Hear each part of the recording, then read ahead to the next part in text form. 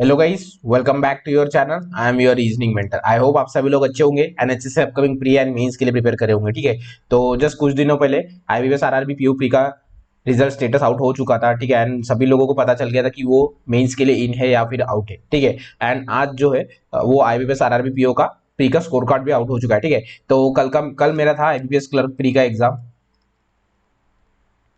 ठीक है, तो अगर आपने इसका एनालिसिस नहीं देखा होगा तो एग्जैक्ट एनालिसिस जो रहता है ना कि रीजनिंग सेक्शन का, तो मैं मेरी तरफ से ट्राई करता हूँ कि रीजनिंग का मेमोरी बेस्ड पेपर या फिर मेमोरी बेस्ड पजल्स जो रहते हैं, ठीक है, तो वो मैं आपके लिए लेके आऊँ। ठीक है, तो वो इस चैनल पे आपको हर बार एग्जाम का मिल जाएगा। ठीक है, जो जो मैं एग्जाम्स दूंगा उस सेक्शन का रीजनिंग का तो कम से कम पूरा मिल जाएगा। ठीक है, तो आईबीपीएस क्लर्क प्री 2023 का मैंने मेरे कितने अटेम्प्ट थे, मैंने कैसे अटेम्प्ट किया, ठीक है, एंड सब कुछ मैंने वीडियो में दिया है। ठीक है, उसका एनालिसिस अगर आपने देखा नहीं होगा तो देखा लीजिए। ठीक है, तो जैसे कि मेरा आप सभी लोगों को बताए 5 तारीख को मेरा आईबीपीएस आरआरबी पीओ का पेपर था। ठीक है, तो उसका मेरे अटेम्प्ट्स कितने थे, नॉर्मलाइजेशन का क्या गेम हुआ, तो उसके बारे में बात करेंगे। ठीक है, नॉर्मलाइजेशन बहुत बड़ा गेम इंपॉर्ट रोल प्ले कर रहा है। ठीक है, तो उसके बारे में बात करेंगे। ठीक है, तो सीन ऐसा हुआ था कि एक जो शिफ्ट थी, आई थिंक फर्स्ट डे की फर्स्ट शिफ्ट थी। ठीक है, 5 तारीख की जो फर्स्ट शिफ्ट थी उसमें मेरा एक दोस्त है, उसके थे 62 अटेम्प्ट।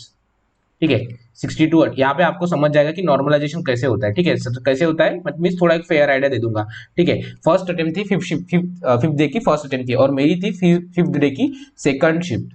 ठीक है, एंड मेरे अटेम्प्ट थे 58। जैसे कि आप सभी लोगों को पता है 35 मैंने रीजनिंग में किए थे एंड 23 मैंने क्वांट में किए थे।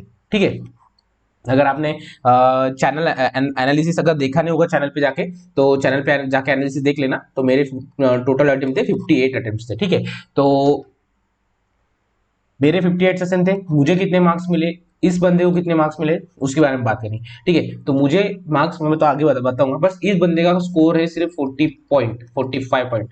ठीक है, देखिए मतलब मार्क्स देखिए कितने कम हो गए, 17 मार्क्स कम हो गए। समझ रहे हैं आप, 17 मार्क्स कम हो गए। ये होता है नॉर्मलाइजेशन में, क्योंकि फर्स्ट शिफ्ट जो थी, फर्स्ट शिफ्ट थी इजियर साइड पे, इजियर साइड पे फर्स्ट शिफ्ट थी, तो 62 वाले बंदे का भी इसमें हुआ नहीं। एंड जो सिक्स डे की शिफ्ट थी या फिर थर्ड शिफ्ट थी, फोर्थ शिफ्ट थी, और एक मेरा दोस्त है जिसका फिफ्थ डे में थर्ड शिफ्ट था, जो कि हमारी शिफ्ट की बहुत हार्ड शिफ्ट थी, मतलब फिफ्थ तारीख की 5 तारीख की सबसे हार्ड शिफ्ट थी। उसके आई थिंक 54 या 53 अटेम्प्ट थे, 53 अटेम्प्ट थे, तो उसका पेपर वो इन है, उसका पेपर क्लियर हो गया है। उसको आई थिंक 52 समथिंग मार्क है, उसका नॉर्मलाइजेशन हुआ नहीं अच्छे से या फिर पता नहीं क्या कुछ तो हुआ, 52 पॉइंट समथिंग उसको मार्क है, वो इन है। ठीक है, ये देखिए ये होता है एक्यूरेसी का एंड हार्ड पेपर सॉल्व करने का नतीजा। ठीक है, तो ऐसा कुछ नहीं है, बट ये आपका दिन खराब रहता है। इसमें इसके एक्यूरेसी 62 वाले की एक्यूरेसी आई थिंक 90% रही होगी, या फिर जो क्वेश्चन इजी उसने सॉल्व नहीं किए होंगे वो सभी ने सॉल्व किए होंगे। ठीक है, तो उस वजह से कोई ना कोई नॉर्मलाइजेशन का फर्क पड़ जाता है। ठीक है, तो ऐसा होता है, इसलिए ट्राई कीजिए कि आपकी एक्यूरेसी एटलीस्ट 95% रहे एंड आपके अटेम्प्ट से वो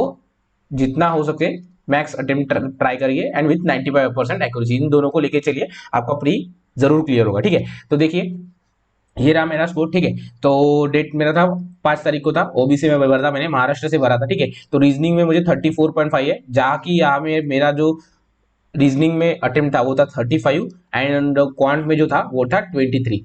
ठीक है, तो ये मैंने बताया था कि मेरे इसमें रॉन्ग नंबर सीरीज आई थी, तो उसमें मैंने रॉन्ग नंबर सीरीज छोड़ दी थी। एंड 35 में कुछ तो मैंने एक पजल या फिर मिसलेनियस कुछ तो क्वेश्चन छोड़े थे, मिसलेनियस क्वेश्चन छोड़े थे। ठीक है, तो 35 आउट ऑफ, ठीक है, क्योंकि मुझे हमें एग्जाम क्लियर करना था, मैं 40 आउट ऑफ 40 भी कर सकता था, बट वही कि यहाँ पे मेरा स्कोर कुछ ना कुछ इधर कम हो सकता था एंड मेरी शिफ्ट ईजी थी, इसलिए मुझे रीजनिंग को वहीं पे छोड़ के क्वांट की तरफ जाना पड़ता था। ठीक है, ठीक है, मैं अगर रीजनिंग में करता, देखिए कि रीजनिंग का कितना था 6.75, मतलब रीजनिंग उतना हार्ड नहीं था मेरी शिफ्ट में जितना क्वांट था। क्वांट का देखिए सिर्फ 3.5 मार्क कट ऑफ था। ठीक है, इसलिए आपको दोनों सेक्शन को बैलेंस करने के चलना है। ठीक है, तो मेरे 35 में से अगर मेरा एक भी गलत होता तो मुझे कितना आना चाहिए, 33.75 आना चाहिए। बट यहाँ पे देखिए मेरा स्कोर कितना आ रहा है, 34.50। ठीक है, यहाँ पे अगर गलत एक होता है, तो अगर यहाँ पे मेरे दो गलत होते हैं, 23 में से दो गलत होते हैं, तो कितना होना चाहिए, 21, और 21 आना चाहिए, और 21 माइनस 20.50 आना चाहिए। बट यहाँ पे कितना है, 20.25 है। कुछ समझ में नहीं आ रहा। ठीक है, अगर हम मान भी लेते कि रीजनिंग में मेरा एक भी गलत नहीं हुआ और क्वांट में मेरे 23 थे, 23 में से 3 गलत हुए, तो 20 आना चाहिए, 20 आना चाहिए और उसका माइनस 0.75, तो 19.25 मेरा स्कोर आना चाहिए, बट मेरा स्कोर है 20.25। ठीक है, तो इस वजह से नॉर्मलाइजेशन बहुत अफेक्ट करता है। ठीक है, आई थिंक मेरा एक या फिर दो गलत हुए होंगे एंड उस वजह से मेरी एक्यूरेसी अच्छी रही होगी। ठीक है, तो आई थिंक मेरे 58 या 59 अटेम्प्ट थे, तो पकड़ लो कि 97-98% मेरी एक्यूरेसी रही होगी, 97 पकड़ लेते हैं हम। ठीक है, तो इस वजह से मुझे थोड़ा कुछ आधे एक मार्क का बोनस पॉइंट मिला है। ठीक है, तो ये था मेरा स्कोर कार्ड आरआरबी पीओ का। ठीक है, आई होप आप सभी लोग आरआरबी पीओ मेंस के लिए अच्छे से प्रिपेयर करे होंगे एंड आप समझ जाओगे कि नॉर्मलाइजेशन क्या इफेक्ट करता है। ठीक है, तो नॉर्मलाइजेशन क्यों होता है, याद रखना कि जो आपका अटेम्प्ट,